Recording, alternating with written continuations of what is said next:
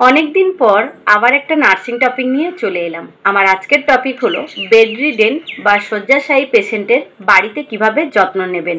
চলুন জেনে নিন। দিনে 2 বার করে উষ্ণ গরম জল দিয়ে মাউথ ওয়াশ দেবেন। সারাদিনে একবার ভালোভাবে গা স্পঞ্জ করাবেন। সারাদিনে একবার এডি অয়েল দিয়ে বডি ম্যাসাজ করাবেন। যদি ক্যাথিটার থাকে তাহলে দিনে 2 বার ক্যাথিটার কেয়ার দেবেন। যদি ক্যাথিটার না থাকে তাহলে সারাদিনে একবার প্রাইভেট পার্টসে ইন্টিমেট হাইজিন দিয়ে পরিষ্কার করতে হবে। সময় মতো ব্রেকফাস্ট, লাঞ্চ, ডিনার এবং পেশেন্টের মেডিসিনগুলো খাওয়াতে হবে। যদি সম্ভব হয় পেশেন্টের আউট অফ বেড করাবেন, মানে হুইল চেয়ার বা চেয়ারে বসাবেন। বেডরিডেন পেশেন্টের অবশ্যই এয়ার ম্যাট্রেসের উপর শোয়াতে হবে, নাহলে কিন্তু বেডসোর হওয়ার সম্ভাবনা বেড়ে যেতে পারে।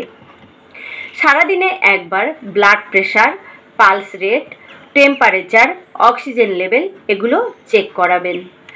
পেশেন্টের নখ, চোখ এবং কান পরিষ্কার আছে কিনা খেয়াল রাখবেন।